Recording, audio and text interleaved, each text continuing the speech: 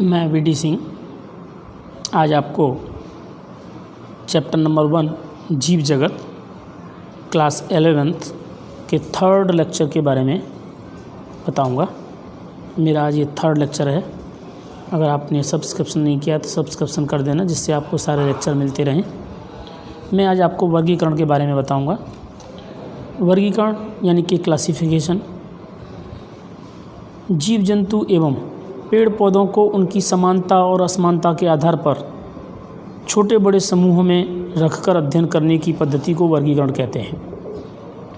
चाहे वो पेड़ पौधे हों, चाहे प्राणी हों, चाहे कोई भी हो, उनको सबको हम समानता असमानता के आधार पर बांटते हैं। आपने देखा होगा कि हम घर में किचन के अंदर भी गिलास को गिलास के साथ और कटोरी को कटोरी के साथ रखते हैं। क्यों? क्योंकि यह एक वर्गीकरण की पद्धति है।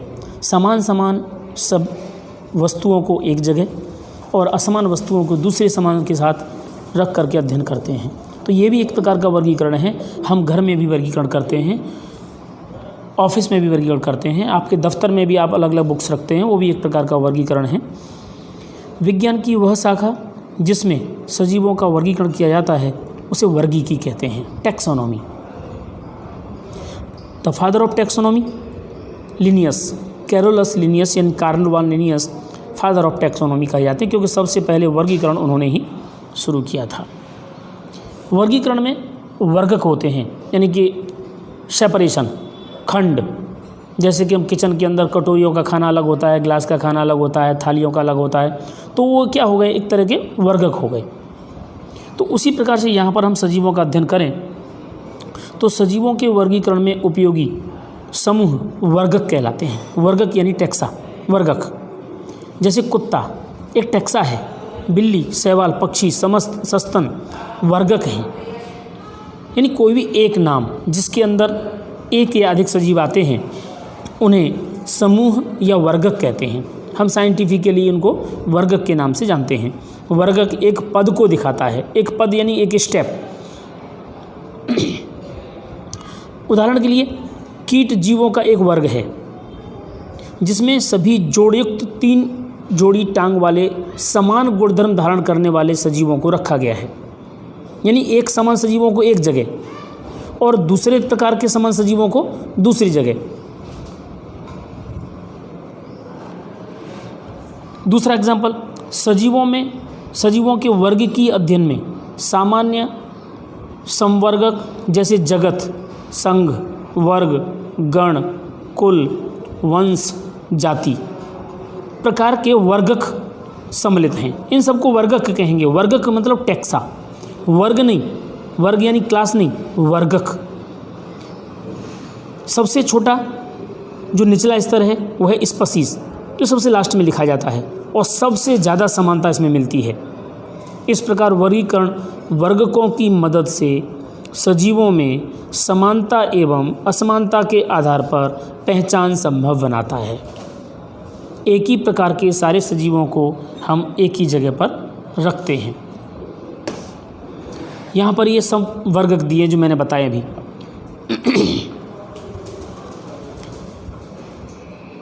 नंबर 1 सबसे टॉपेस्ट है जगत, संघ, वर्ग, गण, कुल, वंश और जाति सम्मिलित हैं। ये एक इम्पोर्टेंट पॉइंट है। इस प्रकार वर्गीकरण वर्गकों की मदद से सजीवों में समानता एवं असमानता के आधार पर पहचान संभव बनती है।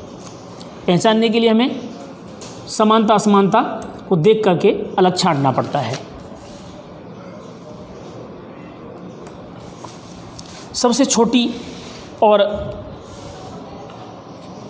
महत्वपूर्ण इकाई है मूलभूत जाति। जाति वर्गीकरण की मूलभूत इकाई है।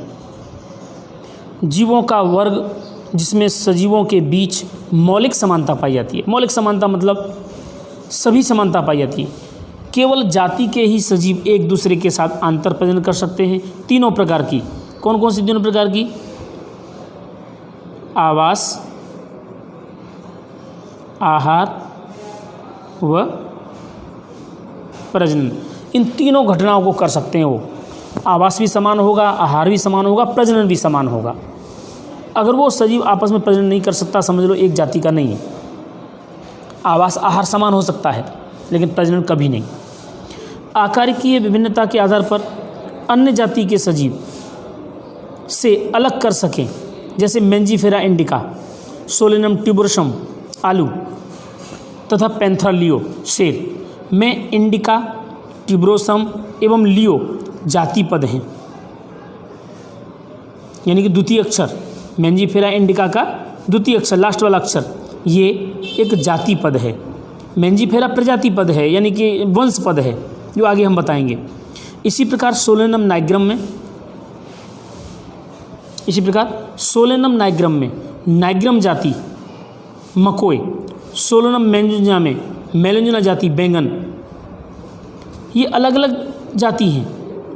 अतः सोलेनम एवं वंश है जिसमें ट्यूबरोसम, नाइग्रम एवं मेलेंजिना जाति हैं। मानव में होमो वंश है और सेपियंस जाति। पूरा नाम वैज्ञानिक नाम होमो सेपियंस बनता है, जिसमें सेपियंस जाति है और होमो वंश। इसी प्रकार यहाँ मैंने बताया सोलेनम एक वंश है जिसमें ट्यूबरोसम, नाइग्रम एवं मेलेंजिना। बात करें वंश की, तो वंश क्या होता है? परस्पर संबंध रखने वाले जाति समूह, यानी एक ही समान थोड़े थोड़े अंतर वाली जातियाँ जो बहुत ज़्यादा नज़दीकी हैं, परस्पर संबंध रखती हैं, ऐसी जातियों के समूह एक वंश की जातियाँ दूसरे वंश की जातियों से भिन्न होती हैं। एक वंश की जातियाँ दूसरे वंश की जातियों से भिन्न होती हैं। जैसे कि एक वंश में कोई भी सजीव, कुत्ते, सारे के सारे कुत्ते एक जाति कहलाते हैं, लेकिन कुत्तों के साथ में भेड़िए या और दूसरे सजीव, बिल्लियाँ अलग वंश में हो जाएंगी।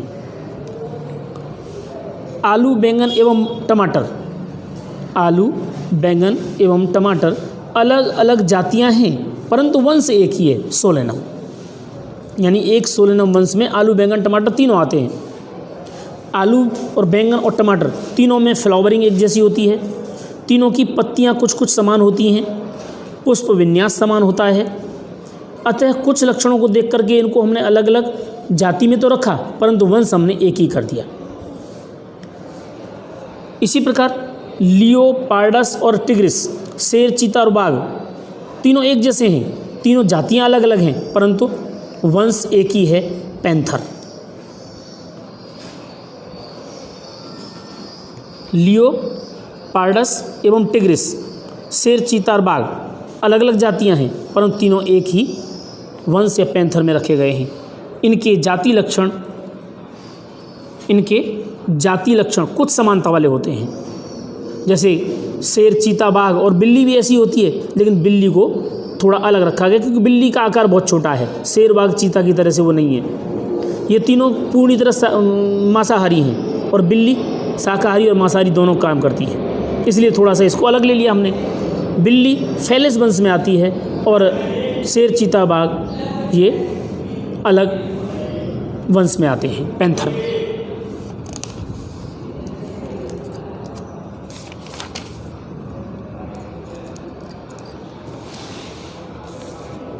इसी तरह से नेक्स्ट है कुल। कुल क्या है? समान गुण रखने वाले वंश के समूह को कुल कहते हैं। समान गुण रखने वाले वंश के समूह को कुल कहते हैं। यानी एक जैसे हमने बताया जाति समानता वाले को वंश, और वंश में समानता थोड़ी थोड़ी पाई जाए तो वो कुल। जैसे कि अब हम यहाँ कहेंगे कि बिल्ली और शेर, चीता अब एक ही कुल में रख दिए जाएंगे, कैनिडी और फेलिडी। हम बता रहे हैं अभी समान गुण रखने वाले वंश के समूह को कुल कहते हैं। कुल के वर्गीकरण का आधार पौधों में कायिक एवं जननिक गुणों पर आधार रखता है। कायिक मतलब शारीरिक लक्षण, बाह्य लक्षण, और जननिक मतलब प्रजननिक लक्षण। पौधों के 3 वंश सोलेनम, पिटूनिया और धतूरा को सोलोनेसी कुल में रखा गया। कुल सोलोनेसी है, लेकिन पिटूनिया, धतूरिया भी ले लिया इसमें। हमें सोलोनम के अंदर आलू, बैंगन, टमाटर थे, यहाँ पर पिटूनिया भी ले लिया और धतूरा भी ले लिया। सबको लेकर के हमने सोलोनेसी कुल में रख दिया, क्योंकि इनके सबके लक्षण थोड़े थोड़े समान हैं। धतूरे का पुष्प थोड़ा लंबा होता है, पिटूनिया का थोड़ा छोटा होता है और सोलोनम का और ज़्यादा छोटा होता है। इसी प्रकार वंश पैंथरा वंश हमने आगे पढ़ा, जिसमें शेर, चीता, बाघ आते हैं। इन लक्षणों वालों सजीवों को, वंश वालों को फेलिस बिल्ली के साथ रोक दिया, क्योंकि बिल्ली भी बाघ चीता जैसी होती है, बिल्कुल समानता नहीं होती, इसलिए वंश में उसमें नहीं रखा। रखा कहाँ पर? उसको अलग फेलिडी कुल में रख दिया। इस तरह से फेलिडी कुल, फेलिस बिल्ली और ये सारे के सारे शेर चीता बाघ का कुल फेलिडी हो गया। दूसरी बात करें गण की, तो गण कई मिलते जुलते गुणों वाले कुलों को एक साथ एक गण में रखा गया है। यानी कि जितने भी गण हैं उनमें से कुछ कुछ समानता वाले गण हैं, उनको एक समूह में कुलों के आधार पर रखा गया। जैसे पादपों के कुल कॉन्वोल्यूलेसी एवं सोलोनेसी को एक ही गण पॉलीमोनियल्स में रखा गया है।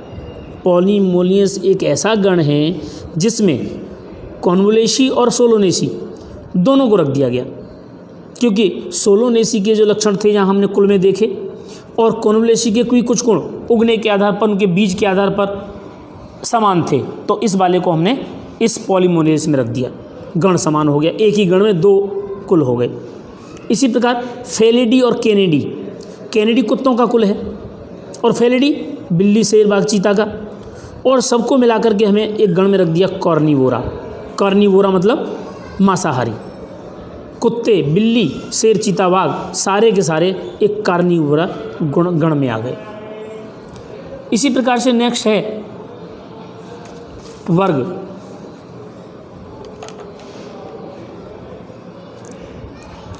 आपस में संबंध रखने वाले गण के समूह, आपस में संबंध रखने वाले गण के समूह को वर्ग कहते हैं। यानी कई सारे गण एक जैसे हों लक्षण वाले तो उनको हम एक वर्ग में रख देते हैं।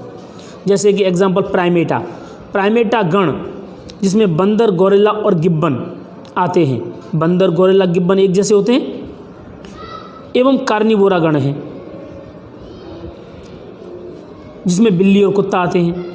बिल्ली, कुत्ता दोनों थोड़े थोड़े अलग हैं, लेकिन चार पैर होते हैं, इनमें बच्चे देने की क्षमता और ये सब के आधार पर बंदर, गोरिल्ला, गिब्बन इन सब के समान हैं। इसलिए इन दोनों गण को मैमेलिया वर्ग में रख दिया गया। बंदर, गोरिल्ला, गिब्बन, मनुष्य सब प्राइमेटा में आते हैं, प्राइमेटा गण में, और कुत्ता, बिल्ली कार्निवोरा गण में आते हैं। लेकिन दोनों के लक्षण इतने समान हैं कि दोनों को हमने मैमेलिया वर्ग में रख दिया, तो वर्ग मैमेलिया बन गया।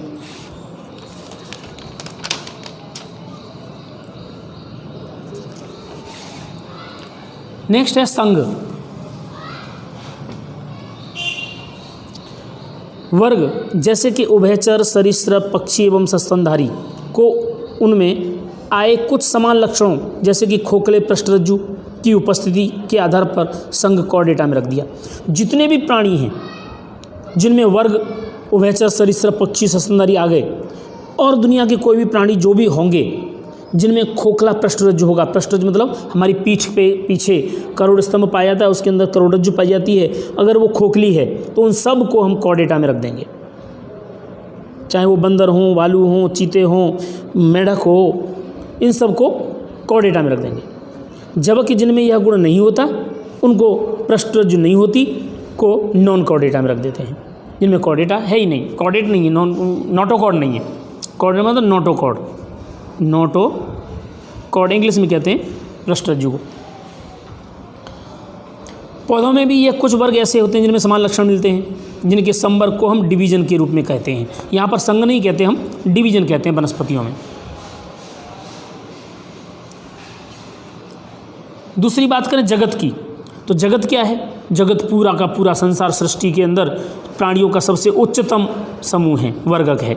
यह वर्गीकरण का उच्चतम संवर्ग है। जंतु के वर्गीकरण तंत्र में विभिन्न संघों में सभी प्राणियों को उच्चतम संवर्ग जगत में रखा गया है।